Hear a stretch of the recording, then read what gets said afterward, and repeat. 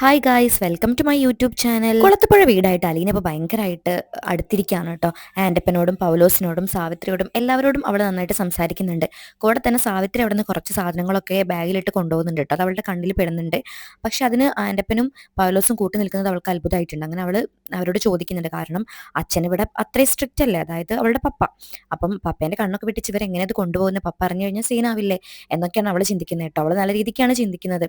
അങ്ങനെ അവൾ അവരോട് ചോദിക്കുമ്പം അവർ പറയുന്നുണ്ട്, അത്രയൊന്നും ഇല്ല മോളെ, അതൊക്കെ ചെറിയ സാധനങ്ങളാണ്, എണ്ണ, പരിപ്പ്, അങ്ങനെ കുറച്ച് സാധനങ്ങൾ. ഇവിടെ മിച്ചം വരുന്നത് മാത്രം, ഇവിടെ മിച്ചം വരുന്ന സാധനങ്ങളോ, അതൊക്കെ പിന്നെ ഉപയോഗിക്കാവുന്ന സാധനങ്ങളല്ലേ, അല്ല ഇതൊക്കെ സാറിന് അറിയാമോ എന്ന് ചോദിക്കുമ്പോൾ അവർ ഒന്ന് പരിങ്ങുന്നുണ്ട് കേട്ടോ. ഇല്ല മോളെ, അതൊക്കെ ചെറിയ കാര്യമില്ലേ, പിന്നെ അവർ പാവപ്പെട്ട ഒരു ഫാമിലിയാണ് സാവിത്രിയുടെ, അതുകൊണ്ടാണ് ഞങ്ങളൊന്ന് കണ്ണടയ്ക്കുന്നത്. ശരിയൊന്നും പറഞ്ഞിട്ട് അവൾ അവിടെ നിന്ന് പോവാണ് കേട്ടോ. അങ്ങനെ അത് കാണുമ്പോൾ അവർക്ക് ജസ്റ്റ് ഒരു പേടിയൊക്കെ തോന്നുന്നുണ്ട്. കാരണം ഇത്രയും കാലം കേണൽ സാർ അറിയാതെ തങ്ങൾ കൊണ്ടു നടന്ന ഒരു കാര്യമായിരുന്നല്ലോ ഇത്. സത്യം പറഞ്ഞാൽ സാവിത്രി മാത്രമല്ല, ആൻ്റപ്പനും പൗലോസൊക്കെ ചെറിയ രീതിയിലൊക്കെ സാധനങ്ങൾ എടുക്കാറുണ്ട്. അപ്പോൾ ഇതുവരെ ആരും തങ്ങളെ നോക്കാനില്ല. പക്ഷെ അലീനപ്പം എല്ലാ ഏരിയയിലും നടക്കുന്നതുകൊണ്ട് തന്നെ ഒന്നും ചെയ്യാൻ പറ്റില്ലല്ലോ. അപ്പോൾ അവർക്ക് പേടിയൊക്കെ കുടുങ്ങുന്നുണ്ട്. ഇനിയിപ്പോൾ നമ്മൾ ചെയ്ത കാര്യങ്ങളൊക്കെ ഇനിയിപ്പോൾ അലീന പൊക്കുവോ എന്നൊക്കെ അവർ പരസ്പരം പറയുന്നുണ്ട്. സത്യം പറഞ്ഞാൽ അലീനയ്ക്ക് വേറെ പണിയൊന്നും ഇല്ലാത്തതുകൊണ്ടാണ് കേട്ടോ അവളിങ്ങനെ അവരുടെയൊക്കെ പുറകെ നടന്നിങ്ങനെ സംസാരിച്ചുകൊണ്ടിരിക്കുന്നത്. പിന്നീട് കാണിക്കുന്നത് കൃഷ്ണമോളെയും ബബിതേനെയാണ് കേട്ടോ. അവരിങ്ങനെ സിറ്റ് ഔട്ടിലിരുന്ന് സംസാരിക്കായിരുന്നു. അങ്ങനെ ബബിത കൃഷ്ണമോൾക്ക് ചായക്ക് കൊടുക്കുന്നുണ്ട്. അപ്പം കൃഷ്ണമോൾ ചോദിക്കുന്നുണ്ട്, അമ്മ കുടിച്ചോ? എനിക്കറിയില്ല. അതെല്ലാം അച്ഛൻ വന്നില്ലല്ലോ ചേച്ചി ഇതുവരെ എന്നിങ്ങനെ കൃഷ്ണമോൾ ചോദിക്കുമ്പോൾ ബബിത പറയുന്നുണ്ട്, കുറച്ച് കഴിഞ്ഞിട്ട് വന്നോട്ടെ, അത്രയും നേരം നമുക്ക് സമാധാനമായിട്ട് ഇരിക്കാലോ എന്ന് പറയുമ്പോഴേക്കും അച്ഛൻ വരുന്നുണ്ട് കേട്ടോ. കാറിന്റെ സൗണ്ട് കേൾക്കുകയാണ്. അപ്പോൾ അവർ പെട്ടെന്ന് ആകാംക്ഷയോട് കൂടെ അച്ഛൻ്റെ അടുത്തേക്ക് പോവാണ്. അച്ഛനാണെങ്കിൽ ഡ്രൈവ് ചെയ്ത് ഭയങ്കരമായിട്ട് ക്ഷീണിച്ച് വരികയാണ്. പിന്നെ അലീന പോയ വിഷമവും ഉണ്ട്. അച്ഛനെ കണ്ടപ്പോൾ തന്നെ അച്ഛൻ്റെ ക്ഷീണോ കാര്യങ്ങളോ ഒന്നും വക വെക്കാതെ അവർ അലീനയെ കുറിച്ച് ഇങ്ങനെ ചോദിച്ചുകൊണ്ടിരിക്കുകയാണ് കേട്ടോ. അച്ഛ ചേച്ചി അവിടെ കൊണ്ടാക്കി, ചേച്ചി ഹാപ്പിയാണ്, അവിടെ ആരൊക്കെ ഉണ്ട് ഇങ്ങനെ ഭാഗത്തോരാതെ ചോദിച്ചുകൊണ്ടിരിക്കുകയാണ്. ബാലചന്ദ്രനാണെങ്കിൽ ഒന്നും മിണ്ടുന്നില്ല കേട്ടോ. അത് കണ്ടപ്പോൾ ബബിത ചോദിക്കുന്നുണ്ട്, അച്ഛൻ എന്തൊന്നും മിണ്ടാത്ത, ഞങ്ങൾ ഇത്രയൊക്കെ ചോദിച്ചിട്ട് അതിന് നിങ്ങൾ എനിക്കൊരു അവസരം തരണ്ടേ, നിങ്ങൾ ഭാഗത്തോരത്ത് ചോദിച്ചുകൊണ്ടിരിക്കല്ലേ. അപ്പോൾ അവർ പറയുന്നുണ്ട്, ഓക്കെ എന്നാൽ അച്ഛൻ പറ, എന്താണ് അവിടുത്തെ അവസ്ഥ?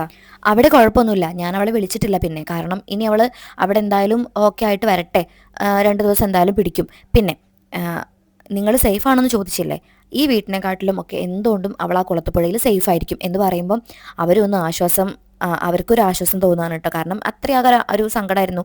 ചേച്ചീനെ എങ്ങോട്ടാണ് കൊണ്ടുപോയത്, ഊരും പേരില്ലാത്തൊരു സ്ഥലത്തേക്കാണ് കൊണ്ടുപോയത് എന്നൊക്കെ ഒരു ടെൻഷൻ ഇവരുടെ ഉള്ളിൽ ഉണ്ടായിരുന്നു. പക്ഷെ അച്ഛൻ ഇങ്ങനെ പറഞ്ഞപ്പോൾ അവർക്ക് സമാധാനമായി. കാരണം അച്ഛൻ ഒരിക്കലും കള്ളം പറയാറില്ല, അച്ഛൻ്റെ വാക്ക് അവർക്ക് വിശ്വാസമാണ്. എന്നിട്ട് ബാലചന്ദ്രൻ വീണ്ടും പറയാൻ കേട്ടോ, ഇനിയിപ്പോൾ കുറേ കാലം അവൾ അവിടെ നിന്ന് എല്ലാവരോടും കൂട്ടായി കഴിഞ്ഞാൽ നമ്മളെയൊക്കെ മറക്കുമായിരിക്കും അല്ലേ. അത് കേൾക്കുമ്പോൾ ബബിത പറയുന്നുണ്ട്, ഒരിക്കലും ഇല്ല അച്ഛാ, നമ്മുടെ ചേച്ചി ഒരിക്കലും നമ്മളെ മറക്കില്ല, എനിക്ക് ഉറപ്പാണ്, വേറെ ആര് മറന്നാലും ചേച്ചി നമ്മളെ മറക്കില്ല, അച്ഛൻ വെറുതെ ഓരോന്ന് പറഞ്ഞ് ഞങ്ങളെ പറ്റിക്കല്ലേ എന്ന് കൃഷ്ണമോളും പറയുന്നുണ്ട് കേട്ടോ. അങ്ങനെ പിന്നെ ബാലചന്ദ്രൻ ഓക്കെ ഞാൻ പറ്റിക്കുന്നില്ല എന്നും പറഞ്ഞിട്ട് ചോദിക്കുന്നുണ്ട്, അല്ല നിങ്ങളുടെ അമ്മ വന്നു? അമ്മയൊക്കെ വന്നു, എന്നിട്ട് എങ്ങനെയുണ്ട്? അമ്മ പഴയ പോലെ തന്നെ, അമ്മയ്ക്കൊരു മാറ്റമില്ല. അപ്പോൾ പഴയ വൈജയന്തി ആയിട്ട് തന്നെയാണല്ലേ അവൾ വന്നത്, എന്തായാലും അവളെ എപ്പം തന്നെ കണ്ടേക്കാം, എന്തിനാ പിന്നീട് മാറ്റി വെക്കുന്നത്, കേൾക്കാനുള്ളത് കേട്ടേക്കാം എന്നും പറഞ്ഞ് അകത്തേക്ക് പോവാണ് കേട്ടോ. അപ്പം തന്നെ വൈജയന്തി പുറത്തേക്ക് വന്നിട്ട്, ബാലചന്ദ്രൻ ഒന്ന് അവിടെ നിന്നേ എന്ന് ഭയങ്കര സൗണ്ടിൽ അങ്ങോട്ട് പറയാൻ കേട്ടോ. അത് കേൾക്കുമ്പോൾ ബാലചന്ദ്രൻ പെട്ടെന്ന് അവളെ നോക്കുന്നുണ്ട്. ഉള്ളിൽ അത്രയും വെറുപ്പ് നിറഞ്ഞു പൊന്തുന്നുണ്ട്.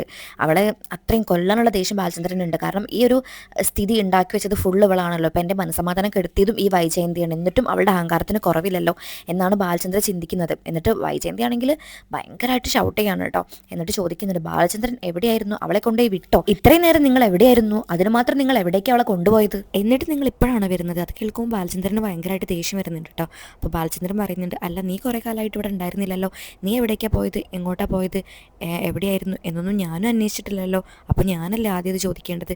അത് കേൾക്കുമ്പോൾ വൈജയന്തിക്ക് ഉത്തരം മുട്ടുന്നുണ്ട്. എങ്കിലും അവൾ പറയുന്നുണ്ട്, അതങ്ങനെ തന്നെയാണല്ലോ, ഭാര്യ എങ്ങോട്ടാണ് പോയതെന്ന് ഭർത്താവ് അന്വേഷിക്കണം, ഭർത്താവ് എങ്ങോട്ടാണ് പോയതെന്ന് ഭാര്യ അന്വേഷിക്കണം, എനിക്കെന്തായാലും ഇപ്പം നിന്നോടത് പറയാൻ താല്പര്യമില്ല എന്ന് ബാലചന്ദ്രൻ പറയുമ്പോഴേക്കും വൈജയന്തിക്ക് ഭയങ്കരമായിട്ട് ദേഷ്യം വരികയാണ് കേട്ടോ. അപ്പോൾ വൈജയന്തി പറയുന്നുണ്ട്, അപ്പോൾ പറയാൻ പാടില്ലാത്ത സ്ഥലത്തേക്കാണ് നിങ്ങൾ അവളെയും കൊണ്ട് പോയത്, ഇപ്പം എനിക്ക് കാര്യങ്ങളെല്ലാം മനസ്സിലായി, പറയാൻ പറ്റാത്ത സ്ഥലത്തേക്ക് പോയതും അതുപോലെ പറയാൻ പറ്റാത്ത കാര്യങ്ങൾ ഒളിപ്പിച്ച് വെക്കുന്നതും നീ നിന്നോട് തന്നെ ചോദിച്ചു നോക്ക് ആരാണെന്ന്. എന്താ നിങ്ങൾ ഈ പറയുന്നത്? അപ്പം ഞാൻ എന്തോ മനസ്സിൽ ഒളിപ്പിച്ച് വെച്ചിട്ടാണ് നിങ്ങളോട് സംസാരിക്കുന്നത് എന്നല്ല നിങ്ങൾ പറയുന്നത്? അത് കേൾക്കുമ്പോൾ ബാലചന്ദ്രൻ പറയുന്നുണ്ട്, അതെ അത് തന്നെയാണ്, നീ നിന്നോട് തന്നെ ചോദിച്ചു നോക്ക്, നീ എന്നെ വല്ലാതെ കുറ്റപ്പെടുത്തണ്ട എന്നൊക്കെ ബാലചന്ദ്രൻ തട്ടിക്കയറുന്നുണ്ട് കേട്ടോ. വൈജയന്തിക്ക് ആകെ മനസ്സിങ്ങനെ ഇളകി മറിയുന്നുണ്ട്. അന്ന് അലീന പറഞ്ഞ കാര്യം ഇതിപ്പോൾ ബാലചന്ദ്രനും അറിഞ്ഞോ എന്നൊക്കെയുള്ളൊരു ഭയങ്കരമായിട്ടുള്ളൊരു ചിന്ത വൈജയന്തിയെ വന്ന് മൂടുന്നുണ്ട് കേട്ടോ. അതുപോലെ തന്നെ പേടിയും. കൃഷ്ണമോളും ബബിതയും അതുപോലെ തന്നെ രോഹിത്തൊക്കെ ഇത് കേട്ട് നിൽക്കുന്നുണ്ട്. അവർക്ക് ഭയങ്കരമായിട്ട് വൈജയന്തിയോട് ദേഷ്യം വരുന്നുണ്ട്. അങ്ങനെ കൃഷ്ണ പറയുന്നുണ്ട്, അമ്മ ഞങ്ങളെ കെട്ട് പോയപ്പോൾ ഞങ്ങൾ എന്ത് ചെയ്തു, ഞങ്ങൾ എവിടെ പോയി എന്നൊന്നും അമ്മ അന്വേഷിച്ചില്ലല്ലോ, പിന്നെ അമ്മ എന്തിനാ അച്ഛൻ എവിടേക്കെങ്കിലും പോകുമ്പോൾ അന്വേഷിക്കാൻ നിൽക്കുന്നത്? നിങ്ങൾക്ക് എന്തായാലും പോയതിന് തിരിച്ച് കിട്ടിയില്ലേ, നിങ്ങളുടെ കാലിന് മുറി പറ്റിയിട്ട് 2 മാസം നിങ്ങൾ ഹോസ്പിറ്റലിൽ കിടന്നില്ലേ, അതൊന്നും പോരെ നിങ്ങൾക്ക്, ഇനിയും വേണോ എന്തെങ്കിലും? വെറുതെ അമ്മ ഞങ്ങളെ കൊണ്ട് പറയിപ്പിക്കരുത്, അല്ലെങ്കിൽ അമ്മ പറയുന്ന വാക്കിനൊന്നും ഞങ്ങൾക്കിപ്പോൾ വിലയില്ല, ഇനി കൂടുതൽ വിലയില്ലാതെ ആക്കരുത് പ്ലീസ്. അതും പറഞ്ഞ് കൃഷ്ണമോള് അകത്തേക്ക് കയറി പോവാണ് കേട്ടോ. പിന്നെ രോഹിത്ത് അവിടെ നിന്ന് പോകുന്നുണ്ട്, ബാലചന്ദ്രനും പോകുന്നുണ്ട്. അപ്പോൾ ബബിത വന്നിട്ട് പറയുന്നുണ്ട്, നിങ്ങൾക്ക് വല്ല ആവശ്യം ഉണ്ടായിരുന്നു, മിണ്ടാതെ അവിടെ ഇരുന്നാൽ പോരായിരുന്നു, വെറുതെ എന്തിനാ അവരോടൊക്കെ ഓരോന്ന് ചോദിച്ച് വാങ്ങിയത് എന്നും പറഞ്ഞ് ബബിതയും ഒന്ന് പുച്ഛിച്ചിട്ട് അവിടെ നിന്ന് പോകുന്നുണ്ട് കേട്ടോ. അങ്ങനെ വൈജയന്തി അവിടെ ഇങ്ങനെ തറഞ്ഞു നിൽക്കുകയാണ്. അപ്പം ഒരു ചെറിയൊരു പേടി ഉള്ളിൽ ഇങ്ങനെ ചെറുതായിട്ട് കുടുങ്ങിയിട്ടുണ്ട്. കാരണം ബാലചന്ദ്രൻ എല്ലാ സത്യങ്ങളും അറിഞ്ഞോ, അലീന പറഞ്ഞോ എന്നുള്ളൊരു പേടി. പിന്നീട് കാണിക്കുന്നത് കുളത്തുപുഴയിലെ അലീനയാണ് കേട്ടോ. അലീനയാണെങ്കിൽ ആ എസ്റ്റേറ്റ് മൊത്തം അങ്ങനെ ആസ്വദിച്ച് കണ്ട് നടക്കുകയാണ്, വേറെ പണിയൊന്നും ഇല്ലല്ലോ. അതുകൊണ്ട് തന്നെ അവൾക്ക് നന്നായിട്ട് ബോറടിക്കുന്നുണ്ട്. അപ്പോൾ അവളിങ്ങനെ എസ്റ്റേറ്റ് മൊത്തം ഇങ്ങനെ നടന്ന് കാണുകയാണ്. ആ സമയത്താണ് ബൈജുവിനെ കാണുന്നത് കേട്ടോ. അങ്ങനെ ബൈജുവിനെ കാണുമ്പോൾ ബൈജു അവളോട് സംസാരിക്കുന്നൊക്കെ ഉണ്ട്. അവൾ ബൈജുവിനെ ചേട്ടാന്ന് വിളിക്കുമ്പോൾ ബൈജു പറയുന്നുണ്ട്, ചേട്ടാന്നൊന്നും വിളിക്കണ്ട, എനിക്ക് അത്ര പ്രായമൊന്നുമില്ല. അങ്ങനെ പിന്നെ അയാൾ, അതായത് ബൈജു നമ്മുടെ അലീനയെ കുഞ്ഞേന്ന് വിളിക്കുമ്പോൾ അലീനയും പറയുന്നുണ്ട്, എന്നെ കുഞ്ഞെന്നൊന്നും വിളിക്കേണ്ട, എൻ്റെ പേര് വിളിച്ചാൽ മതി എന്നൊക്കെ കേട്ടോ. അങ്ങനെ അവർ അങ്ങോട്ടും ഇങ്ങോട്ടൊക്കെ ചെറിയ രീതിയിലൊക്കെ സംസാരിക്കുന്നുണ്ട്. പിന്നീടാണ് കാര്യങ്ങൾ അറിയാനുള്ള ഒരു തിടുക്കം ബൈജുവിനുണ്ട് കേട്ടോ. അപ്പോൾ ബൈജു ചോദിക്കുന്നുണ്ട്, അല്ല അലീന ആദ്യം എവിടെയായിരുന്നു? അപ്പോൾ അവൾ പറയുന്നുണ്ട്, ആദ്യം ഞാൻ ഒരു മുത്തശ്ശിയെ നോക്കാനായിട്ട് ഒരു വീട്ടിൽ പോയിട്ടുണ്ടായിരുന്നു ജോലിക്ക്, പക്ഷെ അവിടുത്തെ എല്ലാ ജോലിയും ഞാൻ ചെയ്യുമായിരുന്നു. അപ്പോൾ അതിന് മുന്നേ അലീന എവിടെയായിരുന്നു? ഞാൻ ഓർഫണേജിലായിരുന്നു ഒരുപാട് വർഷം. പിന്നീടാണ് ഞാൻ അങ്ങനെ ആ ഒരു സ്ഥലത്തേക്ക് പോകുന്നതും അവിടെ വേലക്കാരിയായിട്ട് മാറുന്നത്. പിന്നീടാണ് ഞാൻ ഇങ്ങോട്ട് വരുന്നത്. പിന്നെ കൂടുതലൊന്നും ബൈജു ചോദിക്കുന്നില്ല കേട്ടോ. അങ്ങനെ ബൈജു തിരിച്ചു പോരുന്നുണ്ട്. എന്നിട്ട് പിന്നെ ആൻ്റപ്പനോടും പൗലോസിനോടൊക്കെ പറയുന്നുണ്ട്, എന്തൊക്കെയോ ഒരു നിഗൂഢത ആ കുട്ടിയെ ചുറ്റിപ്പറ്റി നടക്കുന്നുണ്ട്, അവൾ പറഞ്ഞതെല്ലാം കള്ളാണെന്ന് തോന്നുന്നു. കാരണം ഈ കേണൽ സാറിൻ്റെ മകളാണെങ്കിൽ അവൾ എന്തിനൊരു വേലക്കാരിയായിട്ട് വേറൊരു വീട്ടിൽ ജോലി ചെയ്യണം? അവൾ പറഞ്ഞത് പ്രകാരം അവൾ ആദ്യം ഓർഫണേജിലായിരുന്നു, പിന്നീട് അവൾ വേലക്കാരിയായിട്ട് ജോലി ചെയ്തു. അപ്പം അതിൻ്റെ ആവശ്യമില്ലല്ലോ. അപ്പോൾ ഇതൊക്കെ എന്തോ ഒരു കള്ളത്തരാണെന്ന് തോന്നുന്നു, ഇവിടെ എന്തൊക്കെയോ നടക്കുന്നുണ്ട് നമ്മളറിയാതെ. അവിടെ അവൾ ആ ബാലചന്ദ്രനെ പറ്റിച്ചിട്ടായിരുന്നു നിന്നിട്ടുണ്ടായിരുന്നത്. ബാലചന്ദ്രൻ്റെ മകളാണെന്നും പറഞ്ഞ് അവൾ ഇത്രയും കാലം പിടിച്ചു നിന്നു. പിന്നീടാണ് അവൾ ഇങ്ങോട്ട് വന്നത്. അപ്പോൾ ഇനിയിപ്പം കേണൽ സാറിൻ്റെ മകളാണെന്നും പറഞ്ഞ് ഇവിടെയും തട്ടിപ്പ് നടത്താനായിരിക്കും അവളുടെ പ്ലാന്. അല്ലെങ്കിൽ ഒരിക്കലും കേണൽ സാറിൻ്റെ മകൾ ഓർഫണേജിൽ നിൽക്കേണ്ട ആവശ്യമൊന്നുമില്ലല്ലോ. എല്ലാം കൂടെ കൂട്ടി വായിക്കുമ്പം അവൾ നല്ല കള്ളത്തിയാണെന്ന് തോന്നുന്നു. മാത്രമല്ല കേണൽ സാർ പറഞ്ഞിട്ടുണ്ടായിരുന്നല്ലോ, ആഗ്രയിൽ വെച്ച് ഒരു സ്ത്രീയായിട്ട് പ്രണയത്തിലായിരുന്നു, അങ്ങനെയാണ് അലീന ജനിക്കുന്നതെന്ന്. അപ്പം നമുക്ക് ചിന്തിച്ചൂടെ, നമുക്കൊരിക്കലും ആ ഒരു കാര്യത്തെപ്പറ്റി അന്വേഷിച്ചാൽ ഒരു തുമ്പും കിട്ടില്ല, ഒരു തെളിവും കിട്ടില്ല, അത് സത്യമാണെന്ന് തെളിയിക്കാനും പറ്റില്ല.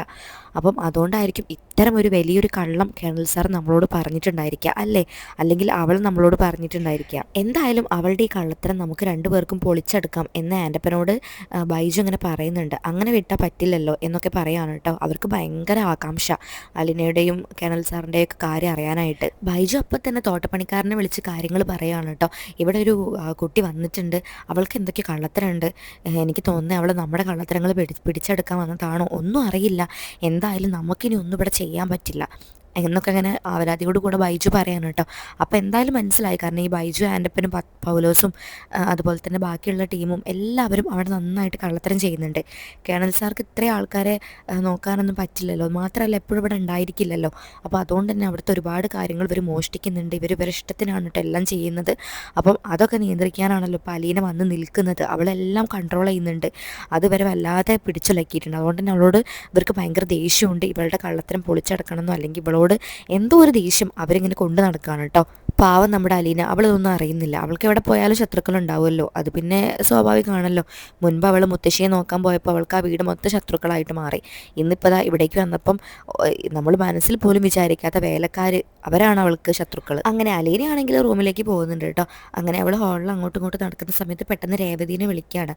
അപ്പോൾ രേവതിക്ക് ഭയങ്കര സന്തോഷമാകുന്നുണ്ട്. എന്നിട്ട് പറയുന്നുണ്ട്, ചേച്ചി പോകുമ്പോൾ എന്നോടൊന്നും പറഞ്ഞില്ലല്ലോ. അപ്പോൾ അവൾ പറയുന്നത്, പറയാൻ മാത്രം ഒന്നുമില്ലടാ, ഞാൻ പാലാഴിയിൽ നിന്ന് നേരെ കുളത്തുപുഴയിലേക്ക് വന്നു, അത് മാത്രമേ എനിക്ക് അറിയുള്ളൂ, അതാണ് ഞാൻ പിന്നെ ഒന്നും പറയാഞ്ഞത്. പക്ഷെ ഇവിടെ വന്നപ്പോഴാണ് എല്ലാം അറിഞ്ഞത്. എന്താറിഞ്ഞത് ചേച്ചി, എന്തൊക്കെയാണ് പറയുന്നത്, നിനക്ക് സ്റ്റാലിൻ ജോസഫിനെ അറിയുമെന്ന് കേട്ടിട്ടുണ്ടോ? അപ്പോൾ അവൾ ഒന്നും മിണ്ടുന്നില്ല കേട്ടോ. അതെൻ്റെ പപ്പയാണ്, ഇപ്പോൾ മനസ്സിലായോ? വൈജയന്തിക്ക് 24 വർഷം മുന്നേ ആഗ്രയിൽ ഒരു ബന്ധം ഉണ്ടായിരുന്നു, അതിലുണ്ടായ മകളാണ് ഞാൻ. അത് കേൾക്കുമ്പോൾ രേവതി ഭയങ്കരമായിട്ട് ഞെട്ടാണ്. ചേച്ചി ഇതൊക്കെ എങ്ങനെ അറിഞ്ഞേ? അത് കേൾക്കുമ്പോൾ അലീന പറയുന്നുണ്ട്, അച്ഛനില്ലേ ബാലചന്ദ്രൻ, അച്ഛൻ കണ്ടുപിടിച്ചത്, അച്ഛൻ ഒരുപാട് നാളെടുത്ത് കണ്ടുപിടിച്ച രഹസ്യമാണിത്.